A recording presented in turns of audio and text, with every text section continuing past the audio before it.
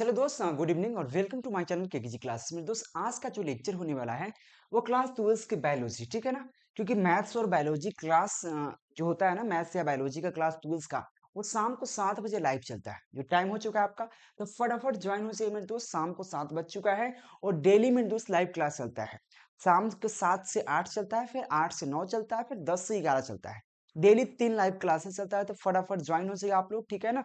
और जो भी हमारे नए स्टूडेंट है, चैनल को सब्सक्राइब कर लीजिएगा। साथ में मैं आपको बता दूं कि अभी तक आपने कोर्स ज्वाइन नहीं किया है, क्योंकि क्रैश कोर्स आ चुका है, जिसमें आपको क्या होगा, पूरे chapter wise important objective and subjective question, फिर आपको पूरे सेलेक्टेड इंपॉर्टेंट क्वेश्चन आंसर, जिसको मोस्ट इंपॉर्टेंट सजेशन कहा जाता है, वो आपको क्लासेस होगा ऑब्जेक्टिव सब्जेक्टिव का। साथ में PYQ चलेगा, लाइव लेक्चर दिया जाएगा, सबका PDF नोट्स प्रोवाइड कराया जाएगा, टेस्ट सीरीज होगा। मात्र 399 का कोर्स है, आप ज्वाइन करिए बिल्कुल। केकेजी क्लासेस के आपको ऐप पर मिल जाएगा मेरे दोस्त, डाउनलोड कर लीजिएगा। साथ में अगर आपको डाउनलोड नहीं करा, व्हाट्सएप के माध्यम से लेना है, फिर भी आपको मिल जाएगा, नंबर दिख रहा है, कांटेक्ट कर लीजिए। तो आज हम पढ़ने वाला है क्लास 12 की बायोलॉजी का चैप्टर नंबर 8, जिसका नाम है मानव स्वास्थ्य एवं रोग। यानी कि जो ह्यूमन हेल्थ एंड, जो हमारा ह्यूमन हेल्थ है, मानव का स्वास्थ्य क्या है, जो मानव हमारा जो शरीर होता है, इसका स्वास्थ्य और हेल्थ, ठीक है ना। स्वास्थ्य और रोग के बारे में जानकारी लेंगे इस चैप्टर में, कि हम स्वस्थ कैसे रह सकते हैं, रोग कैसे होता है आपके आपके अंदर, आपके शरीर में, रोग से कैसे बच सकते हैं, अपने आप को स्वस्थ कैसे रख सकते हैं। यानी कि पूरी मानव के रोग और स्वस्थ रहने पर इस चैप्टर में पढ़ना है, ठीक है ना। जिसका ये चैप्टर नंबर 8 है क्लास 12 के बायोलॉजी का, जिसका इंपॉर्टेंट सब्जेक्टिव क्वेश्चन लेके आ चुका है, लघुत्तर प्रश्न उत्तर लेके आ चुके हैं दोस्त। चलो लेक्चर को शुरू करते हैं। तो सबसे पहला इस चैप्टर का क्वेश्चन आपके सामने पूछा जाता है। सबसे पहला क्वेश्चन यहाँ पे देखो। सबसे पहला क्वेश्चन मेरे दोस्त, बहुत प्यारा सा क्वेश्चन आपसे पूछा गया, एंटीबॉडी के कार्यों का वर्णन करें। सबसे पहला क्वेश्चन है कि एंटीबॉडी जो है उसका कार्य का वर्णन करना है मेरे दोस्त। तो बता सकते हैं कि एंटीबॉडी का कार्य का वर्णन क्या है, ठीक है ना मेरे दोस्त। तो मेरे दोस्त, एंटीबॉडी कार्य का वर्णन की बात करते हैं मेरे दोस्त। एंटीबॉडी क्या है समझने का प्रयास कीजिएगा, ठीक है। देखो, बैक्टीरिया द्वारा जीवित पदार्थों को एंटीबॉडी उदाहरण यहाँ पे बना देता है, उदासीन बना देता है मेरे दोस्त। देखो समझने का प्रयास करो। क्वेश्चन कहा गया, जो आपको एंटीबॉडी है वो क्या करता है, बैक्टीरिया द्वारा बैक्टीरिया द्वारा जो जीवित पदार्थ है उसको क्या करता है, आप जीवित पदार्थ को एंटीबॉडी उदासीन बना देता है। यानी कि जीवित पदार्थ को बैक्टीरिया के द्वारा एंटीबॉडी क्या करता है, उसको उदासीन बना देता है। अगर जो भी जीवित पदार्थ है, अगर उसको उदासीन बनाना है, तो एंटीबॉडी उसको कार्य कर सकता है, किसके द्वारा। और एंटीबॉडी खुद नहीं करता है, एंटीबॉडी किसके द्वारा, तो बैक्टीरिया के द्वारा। तो एंटीबॉडी जो होता है बैक्टीरिया के द्वारा जीवित पदार्थ को उदासीन बना देता है, ठीक है ना। ये सबसे पहला कार्य हमारा एंटीबॉडी का, क्या करता है, वो जीवित पदार्थ को बैक्टीरिया के द्वारा क्या करता है, उसको उदासीन बना देता है। सेकेंड पॉइंट क्या है मेरे दोस्त, एंटीबॉडी एंटीजन से यहाँ पे संयुक्त होकर वृहद आकार एवं यहाँ पे अलघुनी, जो अलघुनशील, अलघुन मतलब छोटा, ठीक है ना, अलघुनशील जटिल पदार्थ तैयार करता है, ठीक है ना, जो एंटीबॉडी को निष्कर्षित कर देता है। क्वेश्चन कहा गया मेरे दोस्त, यहाँ पे एंटीबॉडी जो होता है एंटीजन से संयुक्त होकर क्या करता है, एंटीजन से संयुक्त हो जाता है, और क्या करता है, वृहद आकार में, बहुत बड़ा आकार में, वृहद मतलब बहुत आकार, ठीक है ना, यहाँ पे अलघुनशील जटिल पदार्थ का निर्माण करता है या तैयार करता है, जो एंटीजन को क्या करता है, निष्कर्षित कर देता है। ये इसका कार्य था। दो आपके इंपॉर्टेंट क्वेश्चन के सीरीज में। अगला क्वेश्चन देख सकते हैं मेरे दोस्त, इसका अगला क्वेश्चन 2 नंबर क्वेश्चन है इस चैप्टर का, मानव स्वास्थ्य एवं रोग का।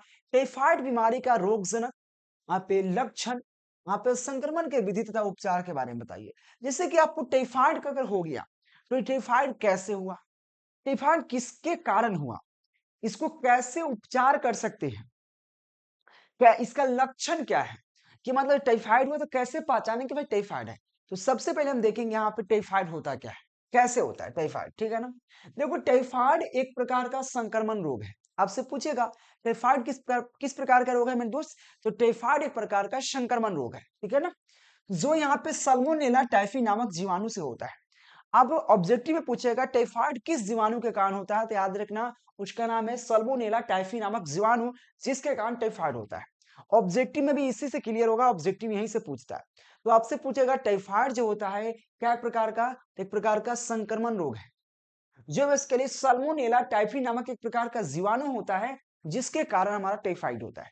तो सबसे पहला कारण हमारा टाइफाइड कैसे होता है? तो सल्मोनेला टाइफिक नामक के कारण हमको टाइफाइड होता है। लेकिन आपका लक्षण कैसे पता करोगे कि भाई इसका टाइफाइड ही हुआ है कि दूसरा बीमारी नहीं है, टाइफाइड क्यों हुआ है? तो चलो, जिसको टाइफाइड होता है तो उसको क्या होता है? उसके सिर दर्द, अमाशय में दर्द के साथ साथ मानसिक तनाव होता है। अगर जिस व्यक्ति को टाइफाइड हो गया यानी कि उसका सिर दर्द होगा, यानी कि सर में बहुत ज्यादा दर्द होगा, अमाशय दर्द होगा, क्या होगा? अमाशय में दर्द होगा, साथ ही साथ बहुत सारा तनाव उत्पन्न होगा, टेंशन होगा, बहुत सारा तनाव उत्पन्न होगा, तो आप समझ सकते हो कि इसको क्या हो गया है? टाइफाइड हो गया है। तो टाइफाइड कैसे होता है? तो सल्मोनेला टाइफी नामक जीवाणु के कारण होता है। और इसका लक्षण क्या है? तो इसका लक्षण है सिर दर्द है, अमाशय दर्द है, साथ साथ क्या होता है? मानसिक तनाव ज्यादा उत्पन्न होता है। ये इसका लक्षण हुआ टाइफाइड का। तो आप इससे पता कर सकते हो कि टाइफाइड हो गया। अब बात करते हैं संक्रमण का विधि, मतलब फैलता कैसे है, कैसे होता है। देखो, सल्मोनेला टाइफी नामक जीवाणु रोगी के मलमूत्र एवं रोगी के जो होता है मल मूत्र एवं रोगी के रक्त में पाया जाता है। क्या होता है? रोगी के रक्त में पाया जाता है। घरेलू मधुमक्खी, समझना में दोस्त, अगर कोई व्यक्ति अगर टाइफाइड से पीड़ित है, तो टाइफाइड से जो व्यक्ति पीड़ित है, तो उसके खून में क्या होता है? वह जीवाणु पाया जाता है। कौन सा जीवाणु? सल्मोनेला। क्योंकि यह फैलता है, एक दूसरे से ही फैलता है, ठीक है ना? तो सल्मोनेला जो जीवाणु होता है वो कहाँ पाया जाता है? तो जो व्यक्ति रोगी है, जिसको बीमारी फैला हुआ है, उसके ब्लड में, उसके खून में, साथ में उसके मल मूत्र में भी यह जीवाणु उपलब्ध होता है। और वहां से जीवाणु आपके यहाँ कैसे पहुंचेगा? अगर किसी की बीमारी, देखो ये फैलता है, एक संक्रमण हो गया मतलब ये एक दूसरे से फैलता जाता है। तो जो व्यक्ति इससे पीड़ित हो गया, एक वक्त व्यक्ति अगर पीड़ित हो गया इस बीमारी से, टाइफाइड से, तो अगला व्यक्ति भी पीड़ित हो जाएगा। इसका रीजन कैसे होगा? क्योंकि जो व्यक्ति पीड़ित है, जो व्यक्ति रोगी है टाइफाइड का, तो उसके मल मूत्र में और उसके ब्लड में क्या होता है? वह जीवाणु पाया जाता है जिसका नाम है सल्मोनेला टाइफी। सल्मोनेला टाइफी नामक एक प्रकार का जीवाणु है, ठीक है ना? जो रोगी के मल मूत्र एवं ब्लड में पाया जाता है, खून में पाया जाता है। अब देखो आप तक कैसे पहुंचेगा? तो दो घरेलू मधुमक्खी क्या करता है? घरेलू मधुमक्खी जब वो खाना खाते रहता है या उसके मल मूत्र पर बैठ जाएगा, ठीक है ना? चाहे मच्छर आपको क्या करेगा? काट लेगा। जो व्यक्ति है उसको मच्छर काटेगा, और भाई काटेगा तो फिक्स है, आप सोचो, तो खून तो चूस रहा है, खून चूसेगा तो उसके डंक में बहुत सारा छोटा छोटा कण रह जाता है, और वो आपको भी आके काटेगा। तो काटेगा तो ठीक है, लेकिन उसका जो खून है आपके अंदर थोड़ा सा रह जाएगा, अब वहां से फैलना शुरू होगा और आपको भी बीमारी हो जाएगा।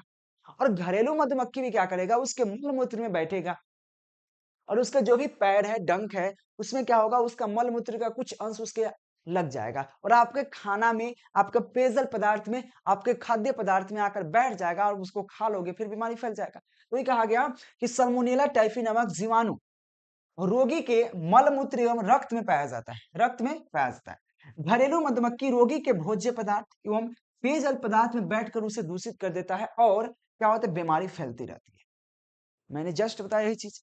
तो सबसे पहले बीमारी किससे? सल्मोनेला टाइफी नमक से होता है, और इसका लक्षण क्या है? सिर दर्द, अमाशय दर्द और मानसिक तनाव, ठीक है। और साथ बात का संक्रमण की विधि, तो सल्मोनेला टाइफी नामक जीवाणु रोगियों के मल मूत्र रक्त में पाया जाता है, वहां से घरेलू मधुमक्खी क्या करता है? वहां से लाता कैसे? आपको बता दिए, लाकर आपके भोज्य पदार्थ में, पेयजल पदार्थ में बैठेगा और आपको उसको दूषित कर देगा। अब इसका उपचार कैसे कर सकते हैं? भाई ये सब हो गया, ठीक है, बीमारी तो फैल चुकी है, अब वो उपचार कैसे कर सकते हैं? इसका निवारण क्या है? तो इसका निवारण भी बहुत सारा है, देखो। इसका निवारण, ठीक है ना, प्रतिजैविक के द्वारा किया जा सकता है। प्रतिजैविक मतलब होता है मेडिसिन के द्वारा। प्रतिजैविक मतलब मेडिसिन, मेडिसिन मतलब बहुत सारे इसके प्रति दवाइयां आ चुका है, ठीक है। तो ये कहा गया है, इसका निवारण यहाँ पे या नियंत्रण इसको प्रतिजैविक के माध्यम से कर सकते हैं। किसके माध्यम से? प्रतिजैविक के माध्यम से किया जा सकता है, ठीक है ना। साथ में 2 सप्ताह में, 2 सप्ताह में प्रतिजैविक, यहाँ पे प्रतिजैविक बुखार को कम कर देता है। यानी कि देखो, जो टाइफाइड होता है ज्यादातर बुखारे होता है, ठीक है ना। तो क्या होता है? 2 सप्ताह के अंदर बुखार को कम कर देता है, ठीक है ना, आया कम करता है, बुखार कम करता है। रोगी को यहाँ पे तरल भोज्य पदार्थ देना चाहिए। अगर जो व्यक्ति, पहले मेडिसिन तो चल ही रहा है, साथ में उसको पदार्थ जो खिलाना क्या है? तरल भोज्य पदार्थ, जैसे खिचड़ी हुआ, हचपच हुआ, घुलत्ती आप जानते होंगे, जिसमें हम लोग चावल बनाते हैं तो उसको मार होता है, मार पसाया नहीं, उसमें नमक डाल के मिला दिए, घुलत्ती बन गया। हाँ, कुछ को क्या कहता है, क्या कहते हैं, सबको अलग-अलग कहने का अपना रूल होता है, ठीक है? तो याद रखना उसको नियंत्रित प्रतिजैविक के द्वारा किया जा सकता है और जो व्यक्ति इससे पीड़ित है उसको हम तरल भोज्य पदार्थ देना चाहिए, मतलब थोड़ा-सा नॉर्मल भोज्य पदार्थ देना चाहिए, ठीक है ना?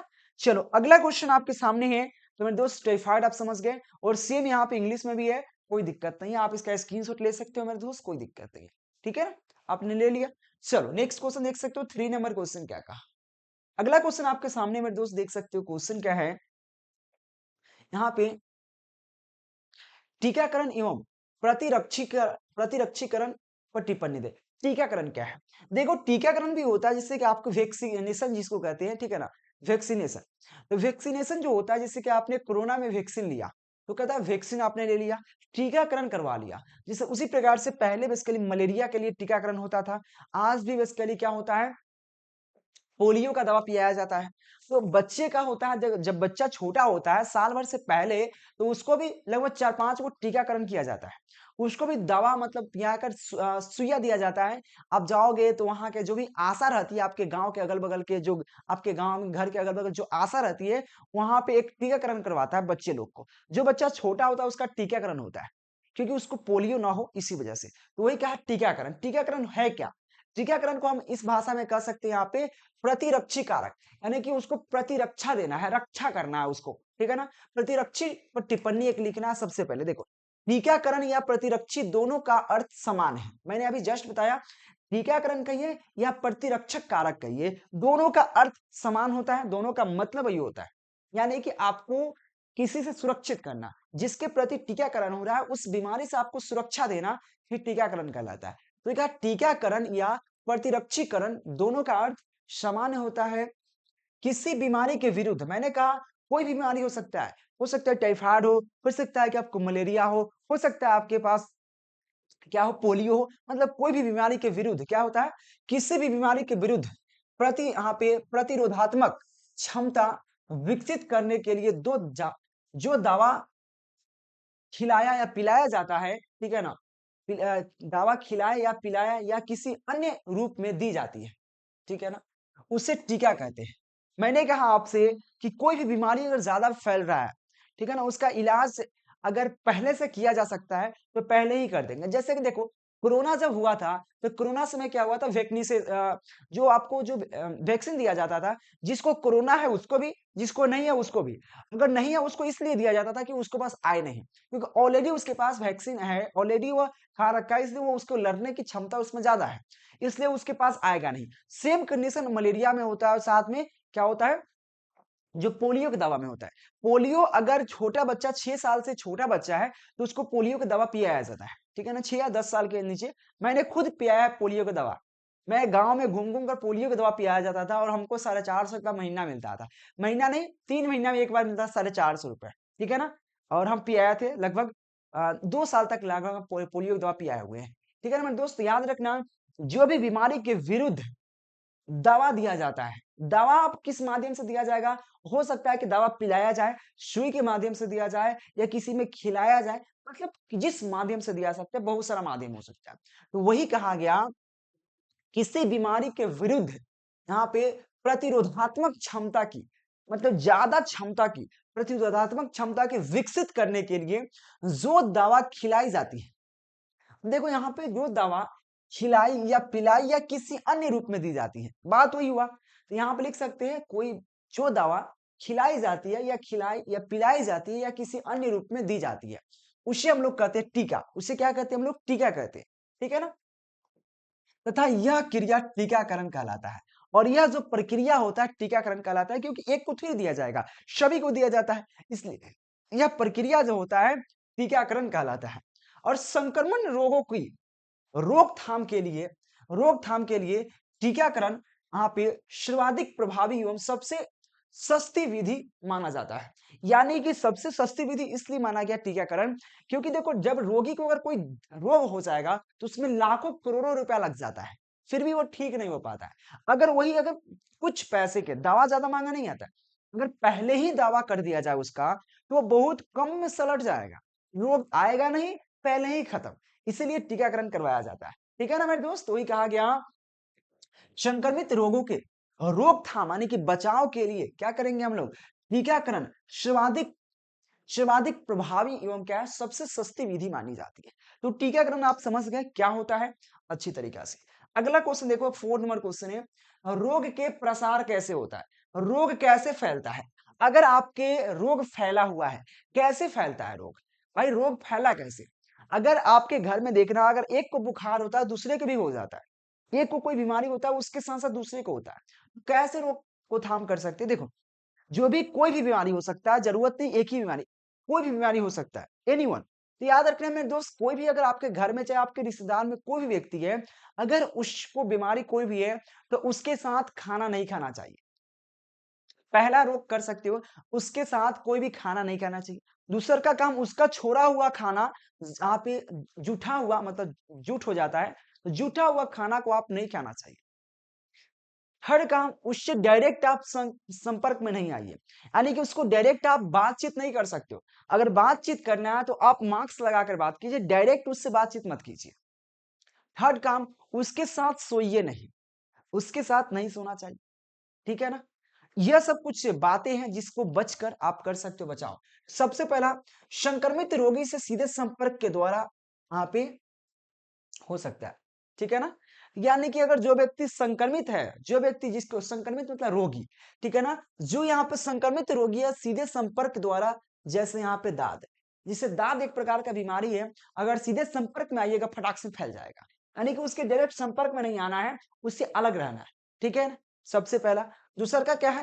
रोगाणु वाहक जैसे मच्छर, मक्खी आदि द्वारा जैसे मलेरिया। देखो मलेरिया मच्छर द्वारा फैलता है। अगर कोई व्यक्ति है तो उसको कभी भी अगर कोई व्यक्ति अगर मलेरिया है या मलेरिया अगर जिसको हो चुका है तो उसको कभी भी मच्छरदानी के अंदर सोना चाहिए। मच्छर मक्खी से बचना है क्योंकि मच्छर जितना उसको मच्छर काटेगा और वह मच्छर किसी और का आपके घर के व्यक्ति का काट लिया कि वो आपके घर के नहीं अगर पड़ोसी का भी घर काट लिया तो उसको भी मलेरिया फैल जाएगा। तो उससे बचना है, ठीक है ना? तो जो व्यक्ति अगर मलेरिया हुआ है तो उसको कभी भी अपने घर में जहाँ पे मच्छर मक्खी ना हो वहां पे रहना चाहिए उसको, या अगर है तो वहां पे उसको मच्छर मक्खी को मरने वाले दवाई वहां पे लगाना चाहिए, ठीक है? थर्ड पॉइंट इसका है संक्रमित पेयजल एवं खाद्य पदार्थ के ग्रहण द्वारा जैसे हैजा। हैजा एक प्रकार का बीमारी है, ठीक है? अगर कोई व्यक्ति अगर संक्रमित है हैजा बीमारी से, अगर वो कोई खा रहा है अगर उसका छोड़ा हुआ खाना खा लेते हैं तो आपको भी हैजा हो जाएगा, इसलिए उससे बचना है। अगला थर्ड पॉइंट है कि यहाँ पे संक्रमित साधनों जैसे सुई, जहाँ पे शरीर सुई, शरीर, दवा, रक्त रक्त सिरम आदि जो होता है ना आदि के स्वस्थ मनुष्य शरीर द्वारा क्या करता है यहाँ पे संबंध होने जैसे एड्स। देखो मेरे दोस्त आपसे कहा गया यहाँ पे थर्ड पॉइंट में जो संक्रमित साधनों जैसे देखो संक्रमित साधनों जैसे सुई, शरीर, द्रव, रक्त रक्त सीरम आदि के द्वारा मनुष्य शरीर द्वारा द्रव से क्या कर सकता है? द्रव से संबंध होने से। अगर जैसे कि एड्स एक बीमारी है, देखो एड्स जो होता है अगर किसी व्यक्ति को एड्स बीमारी हो गया उसके साथ आप संभोग नहीं कर सकते हो। आप संभोग सीधा जानते हो भाई यह बायोलॉजी है, बायोलॉजी में पूरा खुल के पढ़ाया जाता है। आप अगर जो लजाने खुकराने वाला है तो भाई बंद कर दो वीडियो, कोई दिक्कत नहीं। तो जिसको अगर एड्स बीमारी हो गया तो उसके साथ आप पहला बात तो संभोग नहीं कर सकते हो, ठीक है? अगर वो व्यक्ति से आप डायरेक्ट कुछ उसके साथ खा नहीं सकते हो। अगर उसके साथ यहाँ तक उसके जो सुई उपयोग हुआ, अगर इंजेक्शन जो होता है, अगर उस व्यक्ति को इंजेक्शन उपयोग किया, उस इंजेक्शन को आप उपयोग नहीं कर सकते हो। साथ में उसके द्वारा रक्त, अगर उसका रक्त भी अगर आप कहीं अगर डोनेट करते हो, वो भी बेचारा संक्रमित हो जाएगा। इसलिए जो एड्स की बीमारी जिसको है, वो रक्त भी डोनेट नहीं कर सकता है। रक्त उसका अपने लिए ना दूसरे को नहीं दे सकता है। साथ में आप देखो मनुष्य शरीर द्रव से भी क्या होता है?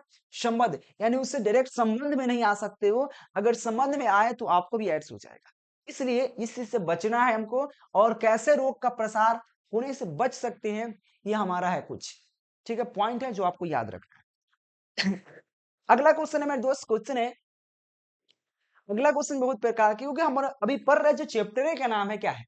मानव स्वास्थ्य एवं रोग। खाली रोग के बारे में पढ़ेंगे, स्वास्थ्य के बारे में पढ़ेंगे। अगला क्वेश्चन है रेबीज बीमारी के कारण, लक्षण तथा नियंत्रण के बारे में बताइए। देखो एक प्रकार का बीमारी होता है रेबीज, ठीक है ना? तो रेबीज बीमारी जो होता है वो कैसे उत्पन्न होता है?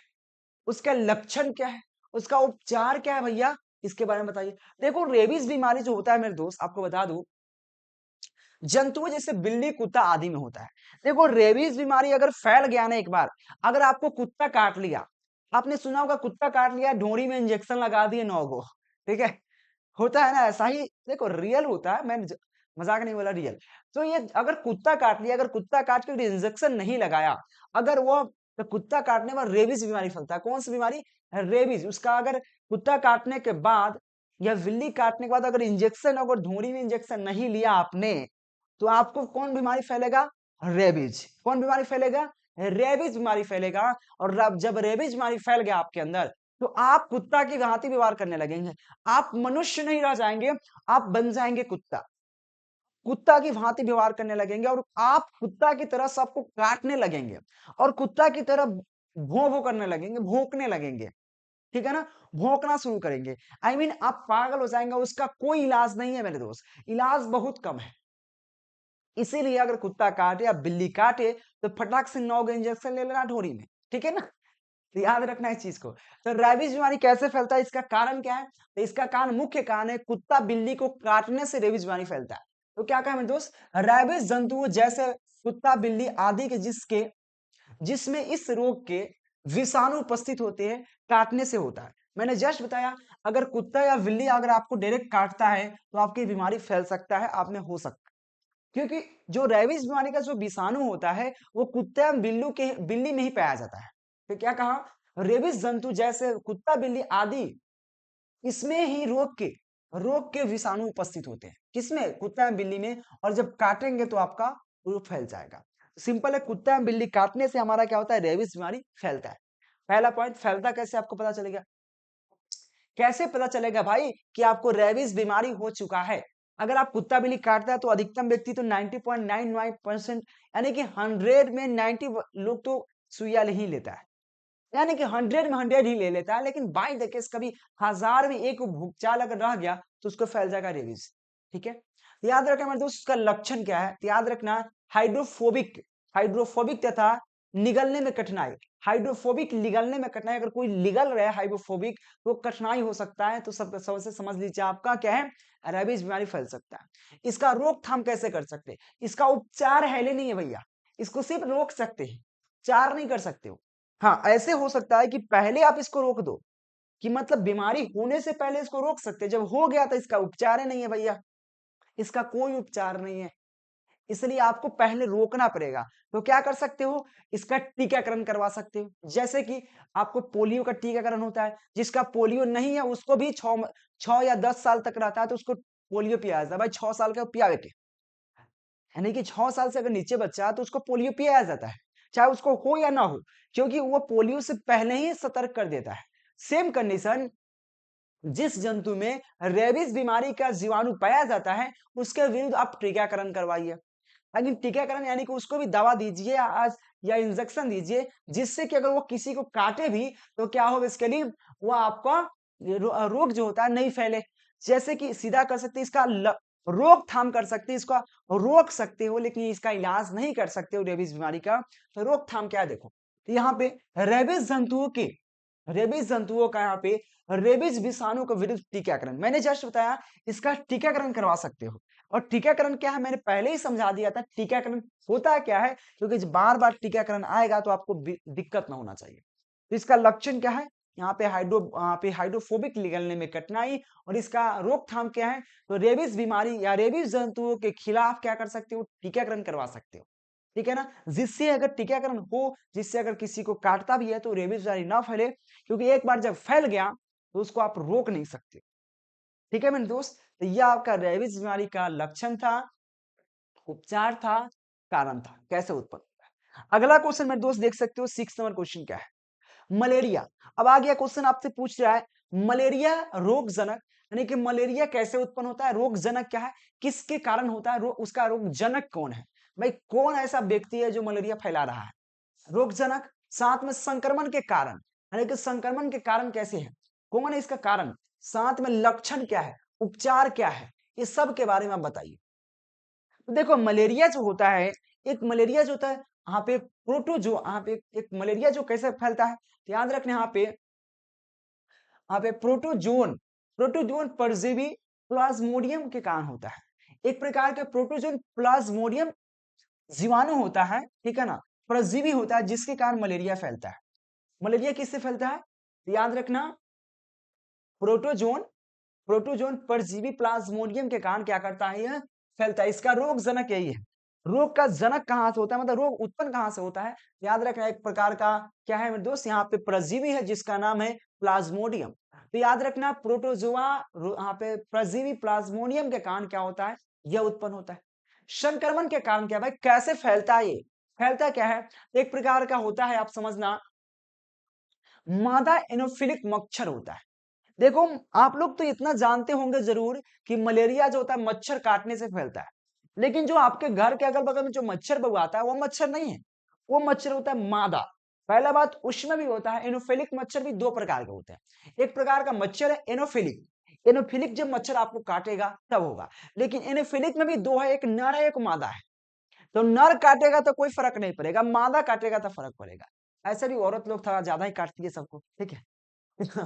वही कहा गया मादा एनोफिलिक, ठीक है ना, एनोफिलिज मादा एनोफिलिज द्वारा मनुष्य को काटने पर मलेरिया उत्पन्न होता है या होता है।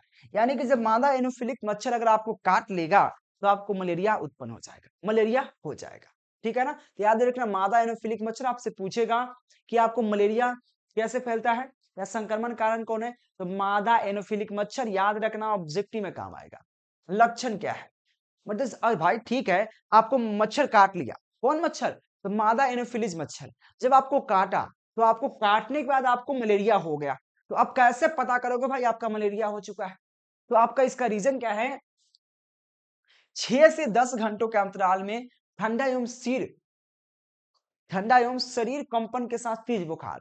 अगर आपको हर 6 घंटा पर, हर 6 से 10 घंटा पर एकदम सिर दर्द हो रहा है, एकदम शरीर में एकदम थरथरा रहा है, एकदम कपकपा रहे हैं और काफी बुखार आ रहा है, फिर ठीक हो जा रहा है, फिर 6 घंटा से 10 घंटा के अंदर में फिर कस के बुखार आ रहा है, फीवर जाने फीवर बुखार, ठीक है ना, जो कस के बुखार आ रहा है, एकदम कपकपाने लग रहा है, देह हाथ कपकपा रहा है, एकदम शरीर एकदम, और आपको बुखार आ जा रहा है, तो आप समझ सकते हैं भाई, एक बार हो जाता चलो ठीक है, एक बार हुआ तो चलो बुखार है ठीक हो जाएगा, 2 बार हुआ, 3 बार हुआ, 4 बार हुआ, यानी कि बार-बार जब होने लगा तो समझ जाओ कि भाई इसको मलेरिया हो चुका है, ठीक है ना, इसको मलेरिया हो चुका है। तो यानी कि इसका लक्षण ये हो सकता है कि 6 से 10 घंटे के अंतराल में ठंडा एवं शरीर कपकपाने के साथ तेज बुखार का आना, ये हमारा है, एवं सिर दर्द, जब बुखार आता था सिर दर्द फिक्स है, जब बुखार आता सिर दर्द होना शुरू हो जाता है, ठीक है, इसका लक्षण हो गया। भाई इसका उपचार कैसे कर सकते हो, इसका उपचार कैसे कर सकते हो, भाई रोग तो फैल चुका है, और उपचार कैसे कर सकते हो, उपचार करने के लिए तो कुनेन की दवाइयां आता है, कुनेन की दवाइयां आता है स्पेशल मलेरिया के लिए। कुनेन की दवाइयां आपने सर्च करके देखना, कुनेन की दवाइयां होता है जिसमें बहुत प्रकार की दवाई, जैसे कि यहाँ पे क्लोरोक्वीन है, मॉर्फेक्वीन है, उसके बाद यहाँ पे डिसोचिन है, इस प्रकार के बहुत सारा टैबलेट आता है जिसे खाकर आप इसको भगा सकते हैं। कुनेन की दवाइयां सब है, सब कुनेन की दवाइयां है, जैसे कि यहाँ पे क्लोरोक्वीन है, मॉर्फोक्वीन है, डिसचिन है, इस प्रकार से बहुत सारा दवाइयां है कुनेन की जिससे मलेरिया को भगा सकते हैं, उसको उपचार कर सकते हैं। लेकिन भाई उपचार करने से पहले सबका मेन कारण है, सबसे पहले फैले ही क्यों, भाई उसका रोकथाम कैसे कर सकते हैं, सबसे हमको अच्छा लगता है पहले रोकथाम कर दो, फैले ही नहीं, किसी को हो नहीं जो टेंशन होगा इतना, यानी कि रोगजनक क्या है, इसका संक्रमण कारण क्या है, इसका लक्षण क्या है, इसका उपचार क्या है, सबसे बढ़िया कारण इसका रोकथाम कर दो, काम खत्म। पहले आपको जानकारी होना चाहिए भाई कैसे फैला, तो हम उसको क्या कर सकते हैं, फैलने से रोक तो सकते हैं, फैलने से पहले इसको रोक दो। रोकथाम कैसे कर सकते हैं, देखो तो रोकथाम एवं बचाव का उपाय क्या है, देखो मच्छरों मच्छरों के घर में प्रवेश करने से रोकना, सबसे पहला काम, आपके घर में मच्छर प्रवेश ना करे, सबसे पहला काम है उसको मच्छर को रोकिए। रोकने के लिए बहुत सारे उपाय, आपके जो विंडो होता है, आपके जो खिड़की होता है, उसमें बहुत प्रकार का जाली आ चुका है, जाली को आप लगा लीजिए कि अगर आप विंडो खोल भी रहे, आपके साथ ऑक्सीजन भी आ जाए, मच्छर ना आए, ठीक है ना। चाहे ये भी हो सकता है कि आप बहुत प्रकार के, आप अगर अगरबत्ती चल चुका है, ठीक है ना, अगरबत्ती जला तो मच्छर भाग जाएंगे, मर जाएंगे, लेकिन उसका दुष्परिणाम भी कुछ ना कुछ जरूर होता है। बहुत प्रकार का लिक्विड फॉर्म में चल चुका है इलेक्ट्रिक वाला, जो आप लगा दो ब्लॉक में, मच्छर भाग जाएंगे, लेकिन उसका दुष्परिणाम भी कुछ ना कुछ होता है। ठीक है ना? तो सबसे बढ़िया क्या है कि आप अपने घर के अगल बगल में साफ सुथरा रखिए, मच्छर नहीं आएंगे। सबसे पहला अच्छा काम है कि घर के अगल बगल में साफ सुथरा रखिएगा, मच्छर नहीं आएगा। मच्छर नहीं आएगा तो मलेरिया नहीं उत्पन्न होगा। ठीक है, वही कहा गया कि मच्छरों को घर में प्रवेश से रोकना। सेकेंड काम है शरीर के फूले भागों को यहाँ पे सरसों तेल अथवा मच्छर निरोधी क्रीम का उपयोग करना। और एक और चीज देखो, अगर आपका जो हाथ है, पैर है, मुंह है, अगर उसमें आप सरसों का तेल लगाते हैं तो मच्छर उस पर नहीं बैठता है। एक चीज आप सीख लो, अगर आपको मच्छर ज्यादा बैठ के काट रहा है तो आप सरसों तेल का उपयोग कर सकते हो। अगर जो सरसों तेल जिसको करू तेल कहते हैं, करू तेल अगर आप जहां पे लगाते हो तो वहां पे मच्छर कम बैठते हैं, न के बराबर बैठते हैं। या बहुत प्रकार के आप क्रीम आ चुका है जो मच्छर आप पर नहीं बैठेगा। अगर आप देह में अगर क्रीम लगा लेते जहां जहां आपका खुला भाग है उस पर आपको मच्छर नहीं बैठेगा। ठीक है ना? क्योंकि मेन कपड़ा पहने वहां पे तो बैठने की कोई दिक्कत ही नहीं है भाई। जहां पे खुला शरीर है वहीं पे तो मच्छर काटता है। ठीक है ना? तो मच्छर को क्या कर सकते हो, जहां शरीर का खुला भाग है वहां पे आप सरसों तेल लगा लीजिए। या कोई कोई मच्छर उसका भी प्रभाव नहीं पड़ता है, तो बहुत सारा क्रीम आ चुका है, उस क्रीम का प्रयोग करके आप इसको दूर कर सकते हैं। तो यह बस करिए क्या मलेरिया का रोग जनक थाम और लक्षण उपचार सब है, आपको समझ में आया होगा। और बहुत प्यारा सा क्वेश्चन था। अगला क्वेश्चन देख सकते हो मेरे दोस्त, क्वेश्चन है सेम, इसका इंग्लिश वर्जन है, इसका स्क्रीनशॉट ले लो मेरे दोस्त। इंग्लिश वर्जन में कोई दिक्कत नहीं है, सेम चीज आपको बताए थे कि यहाँ पे फीवर आता है कम से कम आपको 10 से 6 आवर्स में। इसका कारण क्या, आपको प्लाज्मोडियम है, अब देख सकते हो यहाँ। ठीक है ना? फीमेल एनोफिलिक मच्छर काटने से होता है। ठीक है ना? फिलो एनोफिलिस मच्छर जो होता है उसको काटने से होता है। तो देखो इंग्लिश और हिंदी में शायद कुछ है नहीं, तो देख लेते हो। अगला क्वेश्चन देखो मेरे दोस्त, 7 नंबर क्वेश्चन है। देखो आपको यहाँ चैप्टर ही पढ़ना है खाली रोग के बारे में, खाली रोग के बारे में। अगला क्वेश्चन है कि निमोनिया, निमोनिया कैसे होता है? निमोनिया बीमारी सुने आप? जो निमोनिया होता है, तो निमोनिया का रोग जनक क्या है? भाई निमोनिया हुआ कैसे, किसके कारण हुआ? ठीक है ना? आप जान लो। तो देखो यह चैप्टर पढ़ने से आपको बहुत सारा रोग को उपचार करने में आपको सहायता मिलेगा, उसको रोकने का क्षमता आपको प्राप्त होगा। इसलिए चैप्टर पढ़ना बहुत जरूरी है। और फटाक से चैनल को सब्सक्राइब कर लीजिए मेरे दोस्त। पढ़ाने के समय हमें याद भी नहीं रहता है कि आपको बताना है कि भाई कोर्स आपके लिए आ चुका है मात्र 399 में ऑल सब्जेक्ट का। ठीक है ना? ये आपको गरीब बच्चों के लिए मेरे दोस्त 399 का। सब कोई तो हजारों 10,000 देकर कोर्स लेता है, पढ़ता है, पढ़ाई उतना ही होता है, बंक मार के चल जाता है, पूरा बुक देता है, बच्चा याद करो या ना करो कोई फर्क नहीं पड़ता। लेकिन मेरे यहाँ ऐसे डिफिनीशन बताया जाएगा, छोटा छोटा देखो, इतना छोटा डिफिनीशन है, आपको समझा रहे गर्दा उड़ के याद हो जा रहा है। मात्र 399 में ऑल सब्जेक्ट का क्रैश कोर्स आया है। ठीक है ना? ऑल सब्जेक्ट का मेरे दोस्त, तो आप इसको ज्वाइन कीजिए। आप इसको ज्वाइन कीजिए मेरे दोस्त। आपको एकदम 100% बोल रहा हूँ, आपको 400 450 कोई नहीं छीनेगा अगर अच्छा से पढ़ते हो तो। ठीक है? इसका लाइव क्लासेस मिल जाएगा, वीडियो लेक्चर, इसमें P by Q, question bank, model paper, important question, suggestion, PDF notes के साथ video lecture A to Z मिल जाएगा मेरे दोस्त। टेस्ट सीरीज मिल जाएगा मात्र 399। आप केकेजी क्लासेस का ऐप डाउनलोड कर लीजिए, या आप व्हाट्सएप के माध्यम से लेना चाहते हैं बिल्कुल ले सकते हैं, नंबर दिख रहा है, कॉन्टेक्ट कर लीजिए। चलो चलो निमोनिया की बात कर रहे हैं, तो निमोनिया का रोग जनक क्या है, संक्रमण के कारण क्या है, ठीक है ना, लक्षण क्या है इसका, उपचार क्या है इसका, सबके बारे में जानकारी दीजिए हमको। सबसे पहले निमोनिया का रोग जनक क्या है? देखो यहाँ पे एक प्रकार का बैक्टीरिया होता है जिसका नाम है, क्या नाम है इसका, रोग जनक क्या है, कहां से उत्पन्न होता है रोग, इसका जनक कौन है, इसका जनक कौन है? तो आपसे जिससे कि आपका जनक कौन है, आपके पिताजी, आपके माताजी जनक होता है, उसी प्रकार से यहाँ पे इसका जनक क्या है, निमोनिया का जनक जो होता है डिप्लोकारोस, क्या होता है, डिप्लोकारेस एक प्रकार का नामक बैक्टीरिया होता है। क्या मतलब डिप्लोकारेस बैक्टीरिया होता है जिसके कारण क्या होता है, निमोनिया फैलता है। याद रखना, डिप्लोकारेक्स नामक बैक्टीरिया। तो आप ये आप पूछेगा, आपसे पूछेगा ऑब्जेक्टिव क्वेश्चन में कि आपको निमोनिया का रोग जनक कौन है, तो याद रखना डिप्लोकारिक्स। डिप्लोकारिक्स एक प्रकार का क्या है, डिप्लोकाकिक्स, कारिक्स नहीं काकिक्स। तो डिप्लोकाकिक्स एक प्रकार का बैक्टीरिया है जिसके कारण क्या होता है, निमोनिया फैलता है। अब इसका संक्रमण का कारण क्या है भाई, संक्रमण का कारण बताइए जल्दी। देखिए संक्रमण के कारण क्या है, वायु द्वारा संचारित रोग, वायु द्वारा संचित रोग, संक्रमित व्यक्ति, संक्रमित जो व्यक्ति है द्वारा जहां पे छोड़े गए ग्लास या बर्तन का प्रयोग करना। I mean, इसका जो संक्रमण कैसे हो सकता है? पहला बात तो आपको पता चल सका, डिप्लो वहां पे काकेक्स एक प्रकार का बैक्टीरिया होता है जिसके कारण ये फैलता है।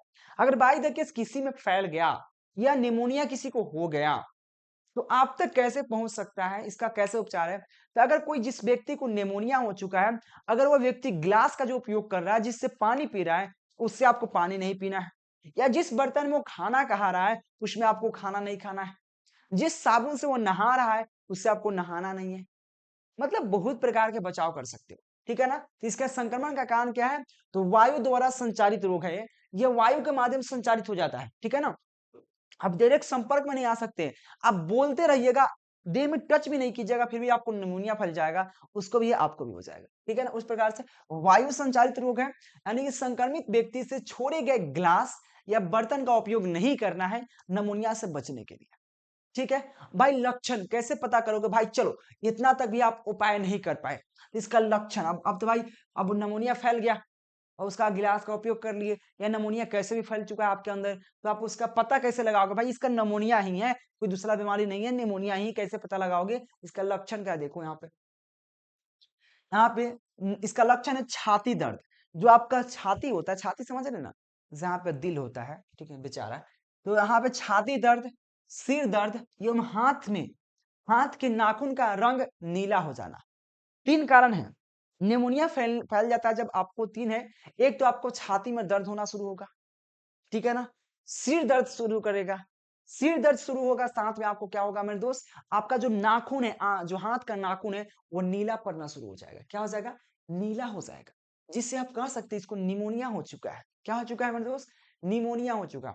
चलो भाई, इतना तो पहचान लिए, तो उसका उपचार क्या कर सकते हो? वैसे तो आप डॉक्टर के अंदर जैबे करोगे, लेकिन आपके पास भी कुछ बहुत सारा जानकारी होगा, तो बहुत सारा आप फटाक से जान जाओगे, ठीक है ना? तो इसका उपचार क्या है? तो इसका उपचार में इसके पेनिसिलिन आदि, पेनिसिलिन एक प्रकार की दवाई आता है जिसका उपयोग करके आप इसको खत्म कर सकते हो। पेनिसिलिन एक प्रकार की दवाई है, उसका उपचार करके पेनिसिलिन आदि का उपयोग करके इसको खत्म कर सकते हैं। भाई इतना तक तो ठीक था। भाई रोग फैले ही क्यों? इसका रोकथाम क्या है? इसका बचाव क्या है? रोकथाम या बचाव की बात करते हैं, तो मरीज के अन्य, यहाँ पे मरीज जो व्यक्ति है जिसको रोग फैला हुआ है, तो मरीज को अन्य परिजनों के अलग रखना। मतलब जिस व्यक्ति को यहाँ पे नमूनिया हो चुका है, उस व्यक्ति को अलग रखना है। यानी कि उसका रूम अलग होना चाहिए, उसका बिस्तर अलग होना चाहिए, उसका खाना के लिए जो बर्तन उपयोग हो रहा है वो अलग होना चाहिए, नहाने का साबुन अलग होना चाहिए, ये ए टू जेड उसको अलग देना चाहिए। तब आपके किसी को नहीं फैल सकता, ना तो फैलना शुरू है। यानी कि मरीज को अन्य परिजनों मतलब व्यक्ति, परिजन मतलब होता है आपके घर के लोग, सदस्य, तो परिजनों को अलग रखना है। साथ में यहाँ पे स्वच्छता, ठीक है ना? स्वच्छता बनाए रखना है, यानी कि स्वच्छता मतलब वहां का साफ सुथरा बनाए रखना है, कचरा नहीं फैलाना। इससे आप इसको बचा सकते हैं निमोनिया फैलने से, ठीक है मेरे दोस्त? अगला क्वेश्चन आपके सामने क्या आता है, इसका इंग्लिश वर्जन है, स्क्रीनशॉट ले लो आप, जो भी इंग्लिश मीडियम वाले हैं उसके लिए, ठीक है ना? आपका पीडीएफ नोट्स रेडी है मेरे दोस्त, आप लोग ले सकते हो। इंपॉर्टेंट क्वेश्चन आंसर का, सजेशन का बिल्कुल आप ले सकते हो। नंबर आपको नीचे दिख रहा है, कांटेक्ट जरूर कीजिएगा आप लोग फटाफट, ठीक है? चलिए, अगला क्वेश्चन आपके सामने क्या है मेरे दोस्त, देख सकते हो। क्वेश्चन है एक प्रकार का और है, अमीबता। अमीबता के रोगजनक संक्रमण के कारण तथा लक्षण का उपचार बताइए। तो एक प्रकार का अमीबता बीमारी होता है, अमीबता, ठीक है ना? याद रखना, अमीबता, ठीक है ना? अमीबता क्या है? ठीक है, अमीबता बीमारी जो होता है उसका कैसे फैलता है? अमीबता बीमारी कैसे कैसे फैलता है? इसका रोगजनक क्या है? इसका उपचार क्या है?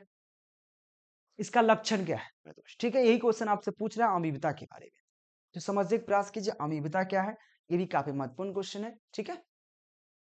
देखो, अमीबता के बारे में बात करें तो सबसे पहले रोगजनक क्या है, तो इसका रोगजनक का जो नाम है, ठीक है ना, एंटी बीमा।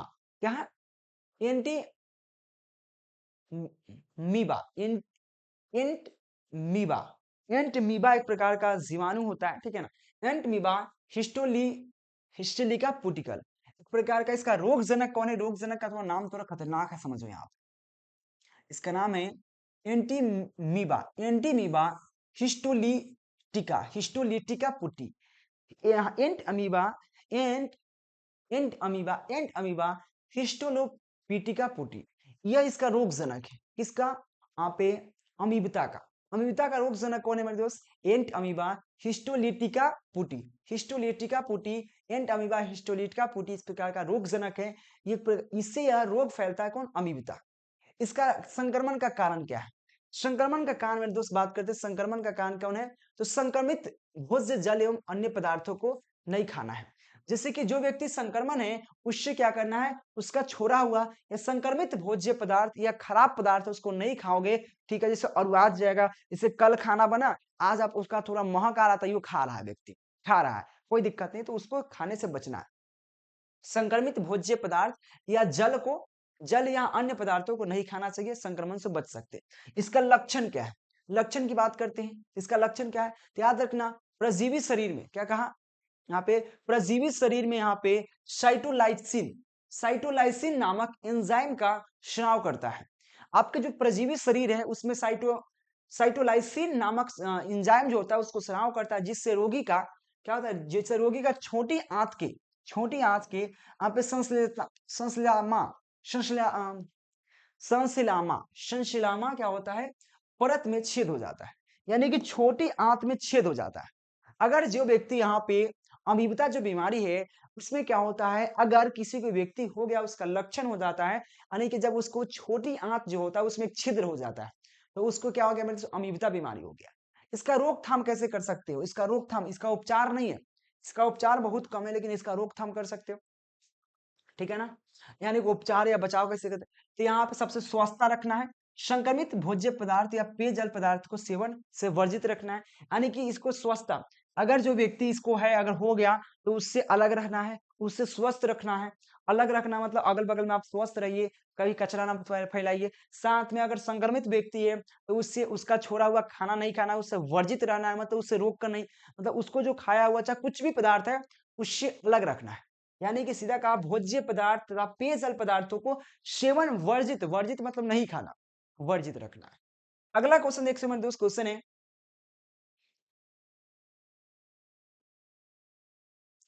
आपने नाम सुना होगा फलेरिया। फलेरिया का नाम सुना होगा अगर कोई व्यक्ति का, जिसको हम कहते हैं हाथी पांव, हाथी पांव, जिसको फलेरिया का रोगजनक संक्रमण के कारण लक्षण तथा उपचार क्या है? देखो मेरे दोस्त, आपने सुना होगा, आपने देखा होगा, सुना नहीं देखा, कोई कोई व्यक्ति का क्या होता है, पैर काफी मोटा फूल जाता है, जिसको फलेरिया कहते हैं। क्या कहते हैं? फलेरिया। फलेरिया मतलब जब गोर होता है, काफी मोटा फूल जाता है, मोट फूल जाता है, तो उसको फलेरिया कहा जाता है। तो फलेरिया कैसे होता है समझिए। इसका रोगजनक क्या है? तो रोगजनक है रुस्सेरेसिया यहाँ पे बिन क्रॉफ्टी। रुस्सेरेसिया बिन क्रॉफ्टी एक प्रकार का जीवाणु है। इस प्रकार इससे क्या होता है मेरे दोस्त? फलेरिया फैलता है। तो बुस्सेरेसिया, बुस्सेरेसिया बेसिकली क्या है? यहाँ पे वेन क्रॉफ्टी जीवाणु है, जिसके कारण रोग, यहाँ पे इसका रोगजनक है, किसका? फलेरिया का। इसका संक्रमण का कारण क्या हो सकता है? याद रखना, मादा मादा क्यूलेक्स तथा एडिस, इसमें याद रखना इसका संक्रमण का कारण क्या है? मादा क्यूलेक्स तथा यहाँ पे एडिस मादा के द्वारा यहाँ पे माइक्रोफाइट माइक्रोफाइलेरिया का संक्रमण, यानी कि यहाँ पे दो जो मादा एक प्रकार क्या है, दो संक्रमण है, जिसका नाम है, एक का नाम है मादा क्यूलिक्स, एक का नाम है एडिस मादा के द्वारा यहाँ पे माइक्रोफिलेरिया का संक्रमण के कारण यह फैल जाता है।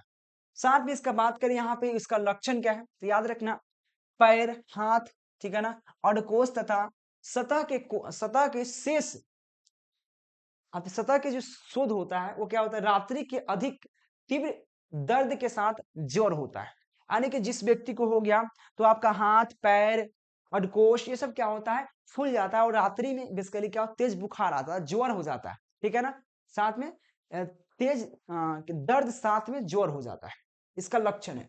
इसका उपचार क्या है मेरे दोस्त? इसका उपचार भी बहुत प्रकार के है, तो याद रखना, टेट्रोजन, साथ में यहाँ पे डाइक्यूथाइल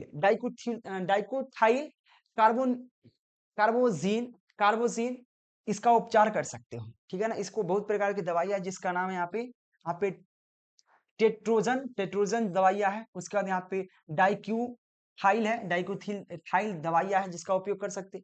इसका रोकथाम कैसे कर सकते, या रोकथाम या बचाव कैसे कर सकते हो? तो बचाव, मच्छर के प्रजनन को यहाँ पे स्थान को नष्ट कर देना। जैसे कि जो मच्छर जहाँ फैलता है या मच्छर जहाँ पैदा लेता है उसको नष्ट कर देना। आई मीन जहाँ मच्छर होता है ना उसको क्या करना है वहाँ पे फैलने से रोकना है। ठीक है ना? जहाँ मच्छर का जो प्रजनन स्थान होता है उसको आप नष्ट कर दीजिए, दवाइयाँ छिड़काइए जिससे मच्छर ना उत्पन्न हो। ये 9 नंबर क्वेश्चन था। अगला क्वेश्चन 10 नंबर क्वेश्चन क्या है? अगला क्वेश्चन है यहाँ पे हीमोफीलिया क्या होता है? देखो हीमोफीलिया निगलने में कठिनाई आपने सुना होगा, तो हीमोफीलिया क्या होता है? देखो मेरे दोस्त हीमोफीलिया का रक्त स्राव रोग कहते हैं। जिस व्यक्ति को हीमोफीलिया हो जाता है यानी कि वो उसको अगर छोटा सा अगर थोड़ा सा कट भी जाता है, थोड़ा सा अगर कट लग गया अगर शरीर में तो इतना ब्लडिंग शुरू हो जाता है, इतना खून बहता है जिससे क्या होता है खून बहते बहते उसकी मृत्यु तक हो जाती है। इसलिए हीमोफीलिया को रक्त स्राव रोग कहा जाता है। क्या कहता है? रक्त स्राव रोग कहा जाता है। तो वही कहा गया मेरे दोस्त यहाँ पे हीमोफीलिया से क्या होता है ग्रसित रोगी या तो केवल एक ही दोषी जीन होता है। यानी कि देखो इसमें क्या होता है जो हीमोफीलिया होता है ये इसमें केवल एक ही जीन हीमोफीलिया से ग्रसित रोगी जो हीमोफीलिया से जो भी व्यक्ति ग्रसित है उसको क्या होता है ग्रसित रोगियों में या तो केवल एक ही दोषी जीन होता है जो एक्स गुणसूत्र पर एक्स गुणसूत्र होता है। मैंने कहा जो हीमोफीलिया से जो भी व्यक्ति ग्रसित होता है उसमें क्या होता है उसमें केवल एक ही जोड़ा जीन होता है एक ही जोड़ा जीन होता है जो एक्स गुणसूत्र पर होता है जो केवल एक्स गुणसूत्र पर होता है। नर में या उनके दोनों ही दोषी जीन होता है।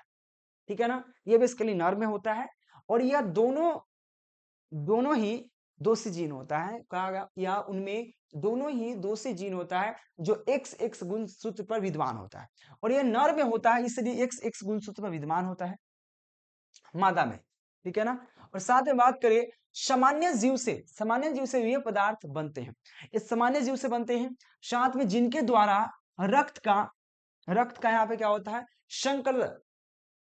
संकदन नहीं होता जिससे रक्त का संकदन नहीं होता है और परिमाणतः एक बार रक्त का बहुत क्या होता है रक्त का बहुत शुरू हो जाने के बाद वह रुकता नहीं है। यानी जब एक बार जब शुरू हो जाएगा तो ये रुकता नहीं है। थोड़ा सा यह डिफिनेशन काफी कठिनाई था। ठीक है? और क्या करें बोर हो चुके पढ़ाते पढ़ाते यार प्लीज इसको एक बार देखना आप लोग अपने से और आपसे रिक्वेस्ट यही होगा कि एक बार दो बार पढ़ोगे याद हो जाएगा। बहुत इजी क्वेश्चन है। हीमोफीलिया कैसे क्या समझते हैं 10 क्वेश्चन हुआ। इसका जो भी क्वेश्चन बचा हुआ क्वेश्चन है नेक्स्ट लेक्चर में लेके आएंगे। तब तक चैनल को सब्सक्राइब कर लीजिएगा क्योंकि 10 नंबर क्वेश्चन तक क्योंकि आपको पता है चिल्लाते चिल्लाते यार सोचो यार लगातार 1 घंटे चिल्लाना आसान बात नहीं है। बीच में एक सांस तक नहीं ले पाता आदमी।